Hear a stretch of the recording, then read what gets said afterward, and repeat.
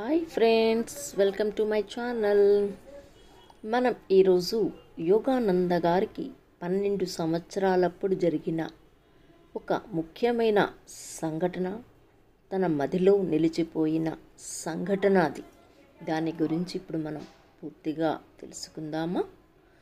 యోగానంద గారికి 12 సంవత్సరాల వయసు ఉన్నప్పుడు వారి నాన్నగారైనటువంటి భగవతీ బాబు గారి స్నేహితులు మరియు లాహిరి మహాశయుని శిష్యులు కూడా అయినటువంటి ప్రణవానంద స్వామి గారిని మరియు కేదార్నందు బాబుగారులను కలుసుకోవటానికి కాశీ వెళ్ళటం జరిగిందట. వెళ్ళేటప్పుడు వారి నాన్నగారు 2 ఉత్తరాలు ఇచ్చారట. ఒకటి కేదార్నాథ్ గారికి, మరి ఒకటి తనని పరిచయం చేసే ఉత్తరం అన్నమాట. అనుకున్నట్టుగాని కాశీలోని ప్రణవానంద స్వామిని కలుసుకోవటానికి వారి ఇంటికి వెళ్ళినప్పుడు ఆయన పద్మాసనం వేసుకొని కూర్చుని ఉన్నారట. తనని కలిసి ప్రణవానంద స్వామి గారు మీరేనా అని అడిగారట. మన యోగానంద గారు అవును అని అన్నారట. ఈలోపు తన జేబులోంచి ఉత్తరాలు తీసి అందించేలోపే కేదార్నాథ్ గురించి తెలుసుకుంటానులే నీ కోసం అని ఆయన తన దివ్య దృష్టికి ఆశ్చర్యపోయారట మన యోగానంద గారు. అంటే వారి నాన్న గురించి మాట్లాడుతూ ఉంటే మధ్యలోనే ఆయన మౌనంగా ఉండిపోయారట. ఆ మౌనం కూడా గంభీరంగానూ ఉండిపోయిందట. అప్పటికి మన యోగానంద గారికి వాళ్ళ నాన్నగారి ఇంకో స్నేహితుడైనటువంటి కేదార్నాథ్ గారిని కలుసుకోవటం ఎలాగో చెప్పలేదట. అంటే యోగానంద గారికి, ఎందుకంటే వాళ్ళ యొక్క నాన్నగారికి ఈ ప్రణవానంద స్వామివారికి తెలిసిన ఒక స్నేహితుడే ఈ కేదార్నాథ్ గారు అన్నమాట. ఇతని యొక్క అడ్రస్సు మర్చిపోయారట వీళ్ళ నాన్నగారు. ఆయన ఎలా కలుసుకోవాలో తెలియలేదట. ఎందుకంటే ఈ ప్రణవానంద స్వామి గారు, ఈ కేదార్నాథ్ గారు, అలాగే ఈ భగవతీ బాబు అంటే వీళ్ళ ముగ్గురు కూడా రైల్వేస్లో పనిచేస్తూ ఉండేవాళ్ళు. అప్పటి స్నేహితులు అన్నమాట. అంటే వీళ్ళు వాళ్ళ యొక్క అడ్రస్సు వీళ్ళ నాన్నగారు కేదార్నాథ్ది మిస్ అయిందట. అవన్నీ కలుసుకొని వాళ్ళ స్నేహితుని కలుసుకోవాలనే ఉద్దేశంతోనే ఆయన ఒక లెటర్ రాసి మన ప్రణవానంద స్వామి గారికి ఇచ్చి పంపించారట వాళ్ళ నాన్నగారు. కాబట్టి అలా ఆయన మౌనంగా ఉండిపోయేసరికి యోగానంద గారికి ఏం చేయాలో అర్థం కాలేదట.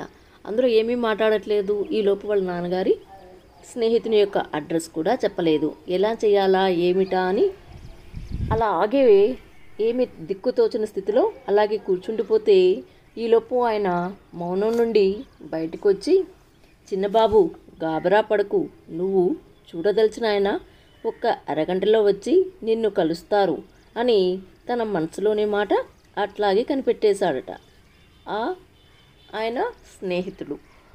అలాగే చూస్తూ ఉంటే ఇంకొద్దిసేపు అయిన తర్వాత మళ్ళా మౌనంలోకి వెళ్ళిపోయారట. ఈ మౌనంలోకి వెళ్ళిపోయిన తర్వాత మౌనం నుంచి బయటకు వచ్చి ఆయన మళ్ళీ ఇలా అన్నారట, కేదార్నాథ్ బాబు గారు గుమ్మం దగ్గరికి వస్తున్నారనుకుంటా అన్నారట. ఆయన ఆ వైపు చూడంగానే ఆయన నిజంగానే వస్తున్నారట. మన కేదార్నాథ్ గారు ఆయన నిజంగానే వస్తున్నారట మెట్లెక్కి. ఈయన మన యోగానంద గారికి ఆశ్చర్యం అసలు ఆగలేదట. మీరేనా అండి కేదార్నాథ్ అంటే? అవును నువ్వేనా బాబు, భాగవతి బాబు కొడుకువి అని చెప్పేసి ఇద్దరు పలకరించుకుంటూ ఉన్నట. ఈయనకి అసలు ఎందుకు అర్థం కాలేదు అంటే ఆయన కూర్చున్న చోటే కూర్చున్నారు. ఆయన ఎవరితో కూడా మాట్లాడలేదు. ఆయనతో తప్పితే ఇంకెవరితో మాట్లాడలేదు. ఇది ఎలా సాధ్యమైంది? ఆయనకి ఎలాగా మనకి ఆయనకి సమాచారం ఎలా ఇచ్చాడో ఈయనకి అర్థం కాలేదట. అర్థం కాకపోయేసరికి ఈయనకి మొత్తం ఆయన అడిగేస్తాడు, నిజంగానే వచ్చారు ఆయన నీ దగ్గరికి, ఎలా వచ్చారు అని ఆయనతో కేదార్నాథ్తో అడిగేసరికి కేదార్నాథ్ గారు అన్నట్టు నిజమే ఆయన వచ్చారు. ఆయన పావుకోళ్ళు వేసుకుని నాతో వచ్చారు. నేనేమో షూస్ వేసుకొని వస్తూ ఉంటే స్పీడ్గా నడవలేకపోతూ ఉంటే ఆయన వచ్చి మీరు తొందరగా వచ్చాయి, ఇట్లాగా ఆయన చిన్నబాబు వెయిట్ చేస్తున్నాడు అని చెప్పేసి ఆయన గుంపులో కలిసిపోయాడు. ఈలోపు నేనే పరిగెత్తుకుంటూ వస్తున్నానని చెప్పేసి అన్నారట. అసలు ఆయనకి అర్థం కాలేదట. వెంటనే తనని అడిగారట, ఏమండి మీరు ఇక్కడికి రావటం ఎలా జరిగింది అని. ఆయన అన్నారట, ఇవాళ అన్నీ విచిత్రంగానే జరుగుతున్నాయి. దాదాపు ఒక గంట కిందట నేను గంగలో స్నానం చేసుకుని సమయానికి ప్రణవానంద స్వామి గారు నా దగ్గరికి వచ్చారు. ఆ సమయంలో అక్కడే ఉన్నట్టుగా ఆయన ఎలా తెలిసిందో మరి నాకు తెలియదు.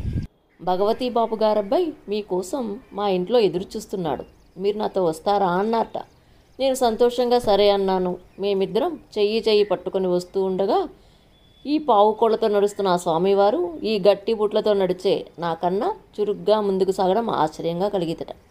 మా ఇల్లు చేరుకోవడానికి మీకు ఎంతోసేపు పడుతుంది అంటూ చటక్కున ఆగి అడిగారు నన్ను ప్రణవానందులు. సుమారు ఒక అరగంట అని అన్నారటైనా.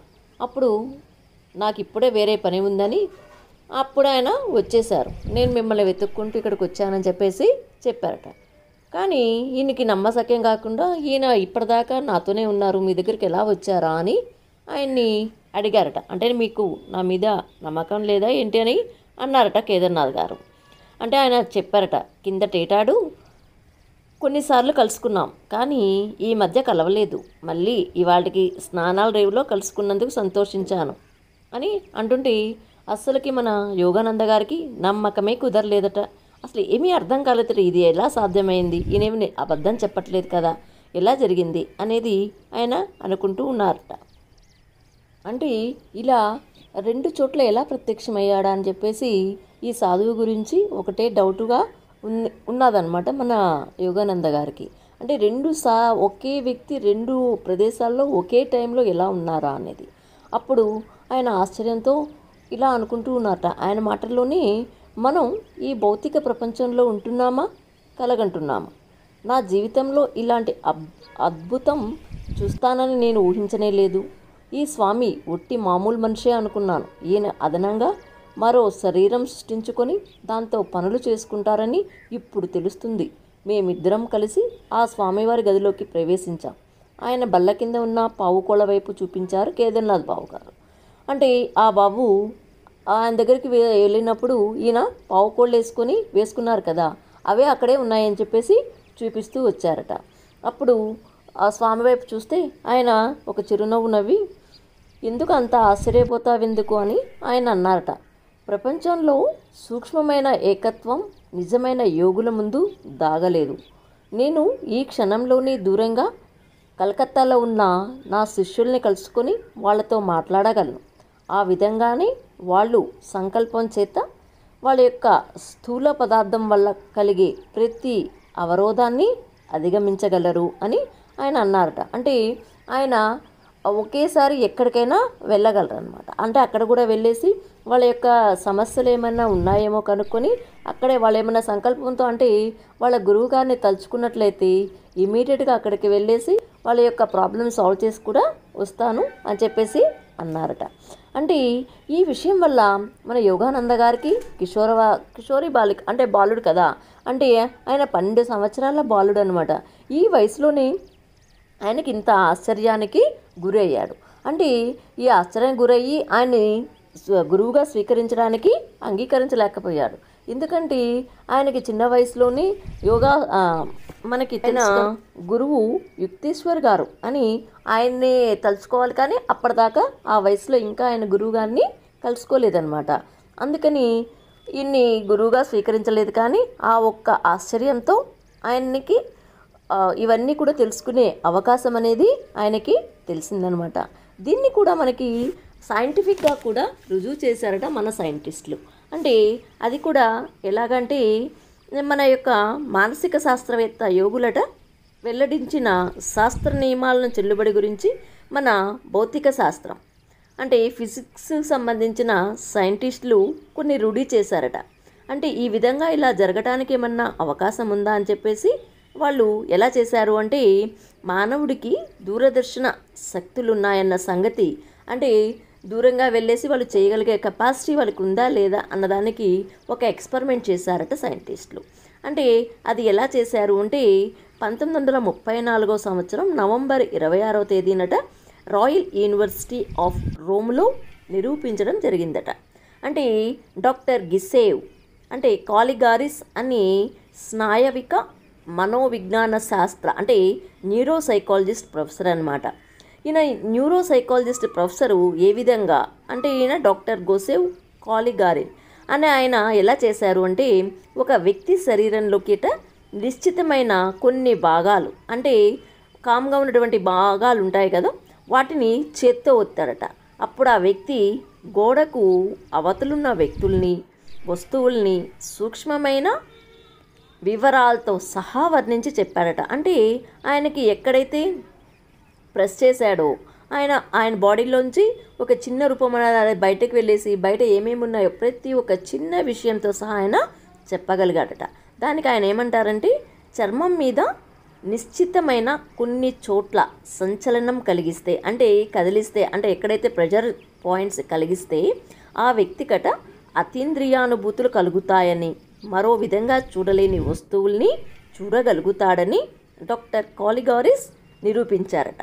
అక్కడ ప్రొఫెసర్లకు కూడా చెప్పాడట. అంటే ఆ వ్యక్తి గోడవతలున్న వస్తువుల్ని చూసేటట్టు చేయడానికి ప్రొఫెసర్ కాలిగారిన్ ఆయన ఏం చేశాడు అంటే ఆయన అవతలి వైపున చూడగలిగే వస్తువుని ఏ విధంగా చూశాడంటే మన చెస్ట్కి కుడివైపున ఒక చోట 15 నిమిషాల పాటు చేత్తో ఒత్తాడట. అంటే 15 నిమిషాలు అంటే శరీరంలో కొన్ని నిశ్చిత స్థానాల్ని అంటే కదిలింప చేసినప్పుడు మనుషులు కొన్ని వస్తువుల్ని అంతకు పూర్వం తాము చూసినా చూడకపోయినా ఎంత దూరమైన వాటినైనా చూడగలుగుతారని డాక్టర్ కాలిగారిస్ అన్నారట. అంటే మనకి యోగానంద గారు ఒకే వ్యక్తి 2 సార్లుగా 2 చోట్ల ఆయన ప్రత్యక్షమై ఆయన పనుల్ని ఎలా చేయగలిగాడో ఆయన కంటి ద్వారానే గమనించారు, చూశారు కూడాను. అంటే విత్ ఎక్స్పీరియన్స్తో ఆయన కంటి ముందే జరిగిన సంఘటన. అంటే ఇది సాధ్యమా అనేది మనం పరిశీలించినట్లయితే సైంటిస్టులు కూడా మనకి ఇదే విషయాన్ని రుజువు చేస్తున్నారు. అంటే ఆ యోగీశ్వరులు ఆ స్వామివారు వాళ్ళ యొక్క పవర్స్తో అంటే వాళ్ళు కొంచెం ధ్యానం చేసుకొని ఒక శక్తులు వాళ్ళకి వచ్చినాయన్నమాట. ఆ వచ్చిన శక్తుల్ని ఆ విధంగా ఉపయోగించుకుంటూ ఉన్నారు. ఇది ఎలా సాధ్యమైంది అనేది కూడా మనకి సైంటిఫిక్గా కూడా ఇటువంటి మన శాస్త్రవేత్తలు కూడా నిరూపించారు. కాబట్టి మనం వాటికి నమ్మాలా లేదన్న దానికి అది మన ఇష్టం. ఎందుకంటే సైంటిఫిక్గా రుజువు చేసుకున్న దాన్ని మనం ఖచ్చితంగా నమ్ముతాం. అక్కడేమో స్వామివారిది ఆధ్యాత్మికత, ఇక్కడేమో మన సైంటిస్ట్దేమో సైన్స్. కాబట్టి ఈ రెండు కూడా ఒకటి విషయాన్ని రుజువు చేస్తున్నాయి. కాబట్టి ఇటువంటి సంఘటనల్ని మన యోగానంద గారి మదిలో నిలిచిపోయిన ముఖ్యమైన సంఘటన. కాబట్టి ఇటువంటి విషయాలు మనం తెలుసుకుంటూ ఉంటే మనలో ఆధ్యాత్మికత వెళ్ళు ఉబకడమే కాకుండా మనం అందరికీ కూడా ఈ విషయాన్ని తెలియజేసి దాన్ని అనుభవించడంలోనే ఉంటుంది దాని యొక్క అర్థం పరమార్థం. Okay, thank you very much. Thank you for watching. Thank you. Bye bye.